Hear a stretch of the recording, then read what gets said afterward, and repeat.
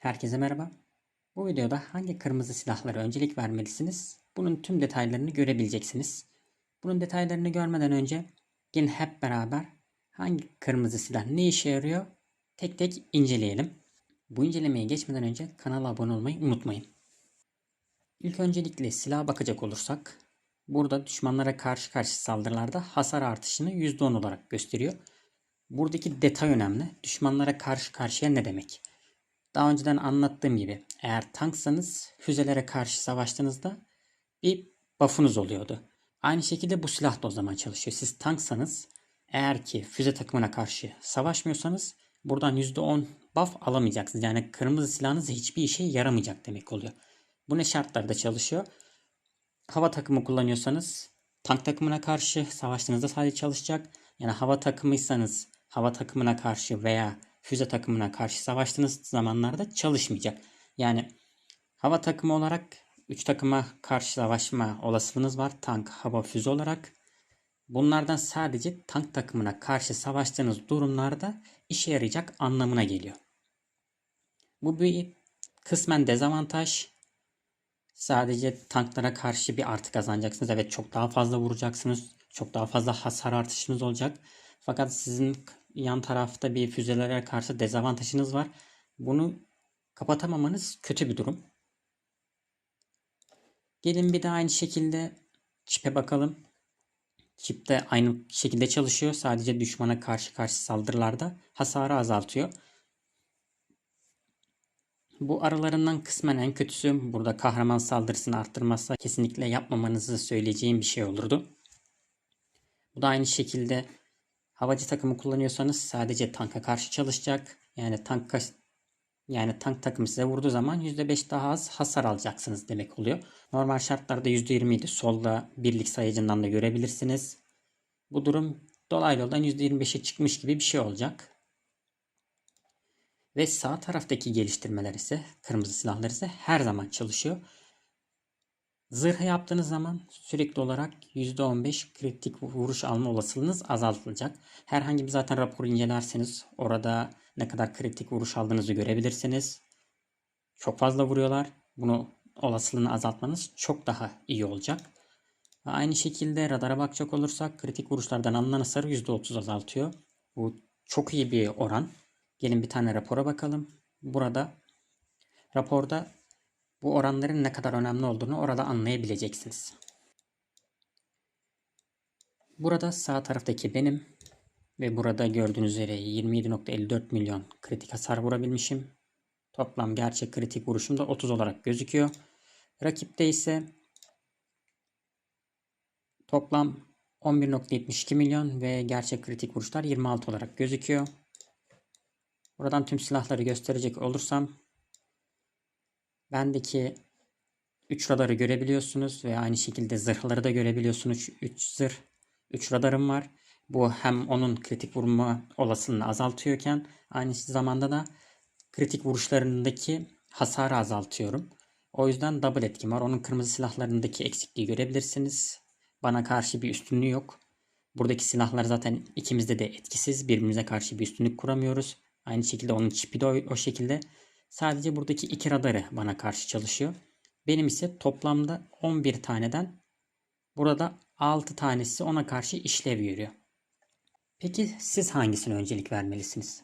Az önce bahsettiğim gibi sol taraftakiler sadece sol tarafta görebileceğiniz birlik sayıcına bağlı çalışıyor. O yüzden sizin her zaman önceliğiniz sol taraf yerine sağ tarafı yapmak olmalı. Çünkü bunlar kime karşı vurduğunuzun hiçbir önemi yok. Her zaman çalışacaklar ve çok daha iyi sizi defansif konuma getirecek. Fakat şöyle bir durum var. Siz oyunun başında belli bir hasar vurabilmeniz için bu kısımları 4 yıldıza kadar getirmeniz gerekiyor. Aynı şekilde çift tarafını da. Şimdi bunları 4 yıldıza getirmişken normal şartlarda sağ tarafınız 0 yıldızda kalıyor. Çünkü oyunun başlarında çok fazla ekipman taslağı elde edemiyorsunuz. Bir tarafta sol tarafınız 4 yıldızken sağ tarafınız 0 yıldızken orayı zaten kırmızı yapma olasılığınız yok. Onun hesabını yapmanız lazım. Ben 2 hafta içerisinde sağ tarafı da 4 yıldız yapıp elimdeki 10 kırmızı silah parçasını da oraya da kullanırım diyebiliyorsanız bekleyin. Sol tarafı geliştirmeyin. Sağ tarafındaki zırhı ya da radarı kırmızı yapın. Fakat çok daha uzun süreler bekleyecekseniz 2 ay sonrasında, 3 ay sonrasında 4 yıldıza çıkarıp kırmızı silah yapabilecekseniz o kısmı direkt sol tarafa yüklenin. Yani kısaca şu an ekranda gördüğünüz görsele bakın. Hepsi 4 yıldız olsun. Sol taraftan tüm saldırı buff'ını alabiliyorsunuz. Yeterince saldırı kasabiliyorsunuz. Ondan yana bir sıkıntı yaşamayacaksınız. Bu durumda sağ taraftakileri kırmızı yapmaya çalışın. Eğer durumunuz bu şekildeyse ama.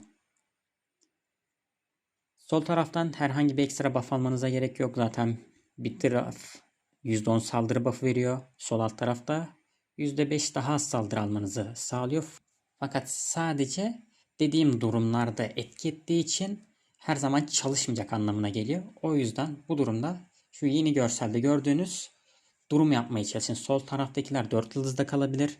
Saldırınızı oradan arttırın. Sizin için yeterli olacak. Sağ tarafı ise kırmızı yapın. Az önce bahsettiğim diğer durum da buydu. Ya şimdi diyelim ki sizin oyunun başında tüm saldırılarınız artsın diye bu şekilde geliştirdiniz. Ve sağ tarafın 4 yıldız olmasına çok daha uzun süreler var. O yüzden mecburen çok daha uzun süre kırmızı silahsız kalmaktansa daha fazla saldırı alabilmeniz için sol tarafı geliştirebilirsiniz. Sadece ve sadece bu durumlarda bunu yapın. Elinizde herhangi bir şekilde fazladan ekipman taslağı varsa ya da para harcayıp daha hızlı bir şekilde 4 yıldız yapıp kırmızı yapabilecekseniz sağ tarafı kesinlikle sağ tarafı yoğunlaşın. Her zaman saldırı karakterleri için DVA, Kimberly, Tesla gibi karakterler için sol taraftaki ekipmanları 4'er yıldız yapıp maksimum saldırı verimini alın. Ama bunları kırmızı silah yapmak zorunda değilsiniz. Kırmızı silahlarınızı sağ tarafa yoğunlaştırın. Mesela bakın benim Morrison'umdan örnek vereyim. Benim bu durumda mesela sağ alttaki radarımı 4 yıldız yaptıktan sonra şu an 4 yıldız olmak üzere 9 ekipman taslağı eksiğim var. Onu yaptıktan sonra sol altı parçalayıp kırmızı silah parçalarını elde edip burayı kırmızı yapabilirim. Ve aynı şekilde burası sol altım 4 yıldız olarak kalabilecek. Çünkü yeteri kadar ekipman taslağım olmuş olacak. Sadece buradaki sıkıntı parçaladıktan sonra 500 milyondan fazla yüksek ihtimal altın harcamam gerekecek. Eğer yeteri kadar altınım olursa sol altı parçalayıp yani çipimi parçalayıp sağ altı kırmızı yapacağım ve sol altım kısaca 4 yıldız olarak kalacak ve yeteri kadar saldırı alabileceğim yine.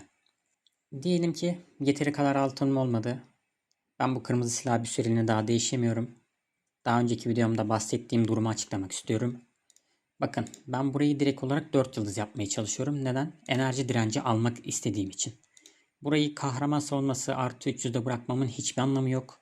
Aynı şekilde burayı da 3 yıldız yapıp bırakmamın hiçbir anlamı olmayacağı için ben burayı şu anda yapabilecek bile olsam yapmayacağım. Burası 2 yıldız kalacak. Ben sağ alt tarafı 4 yıldıza çıkarıp maksimum verimi alacağım. Buraları her zaman 2 ve 4 yıldız yapmaya çalışın. Yani burası diyelim 0 yıldızda kalsın. İlk buraya 2 yıldız yapın. Birer yıldız olarak bırakmayın. Burası 0 kalsın. Burası 2 olsun. Sonra ikisini de ikişer yıldız yapın. Daha sonradan gelin. Sadece birine odaklanarak 4 yıldız yapın ki maksimum verimi alın. Burası 4 yıldız olacak. Daha sonradan gelip buradaki radarı ya da zırhı 4 yıldıza çıkarmaya çalışacağım. Burada savunma tarafından da size gösterecek olursam savunma tarafının zaten her zaman sağ tarafına odaklanmalısınız. Silahına hiçbir şekilde odaklanmayın. Silah bazı durumlarda odaklanmanız gerekebilir. Eğer ki kullandığınız savunma karakterinin becerilerinde saldırı verme özelliği varsa odaklanın. Diğer türlü odaklanmanızın hiçbir anlamı yok. Mesela Charlie belli bir miktar fiziksel hasar verebildiği için ben bir yıldız verdim. Biraz daha fazla hasar versin diye ve fiziksel hasarın da belli bir önemi olduğu için. Onun haricinde sağ altı 2 ve 4 yıldız yapmanız savunma karakterleri için daha önemli. Çünkü bakın burada direnç veriyor. Direnç almanız daha fazla savunma yapmanız anlamına geliyor. Burayı da gidip mesela 1 ya da 3 yıldızda bırakmıyorum. Çünkü buradan ekstra saldırı buff almamın hiçbir anlamı yok. Burada benim için dirençler önemli. Burada 2 yıldızda direnç aldım. 4. yıldızda da direnç alacağım. Fakat önceliğim buradaki zırh ve radarı 4'er yıldız yapmak. Aynı şekilde Morrison'daki radarı daha sonradan zırhı 4 yıldız yapmak olacak. Ondan sonra gelip savunma karakterlerimde çipleri 4'er yıldız yapıp maksimum verimi alacağım. Burada tekrardan benim tüm kırmızı silahlarımı ve ekipmanlarımı görebilirsiniz. Biliyorum başlangıçta biraz kafa karıştırıcı veya tek seferde gidin sadece radarı kırmızı yapın demek doğru da değil. Bu çünkü anlık durumunuzu, elinizdeki ekipman taslağı miktarı, cevher miktarı, altın miktarı her şeyinizle alakalı bir durum olduğu için o anki duruma göre karar verin.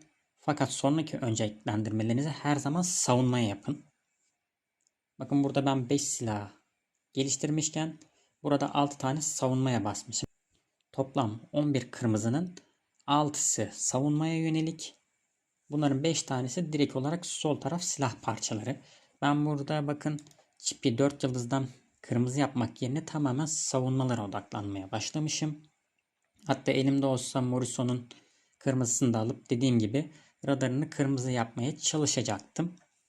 Kafanıza takılanları yorumlarda sorabilirsiniz. Yakında Discord sunucusu açmayı düşünüyorum. Orada elinizdeki ekipman taslağı miktarlarını, kırmızı silah parçası miktarlarını ve cevherleri yazarsanız ben size detaylı olarak hangisini geliştirebileceğinizi gösterebilirim.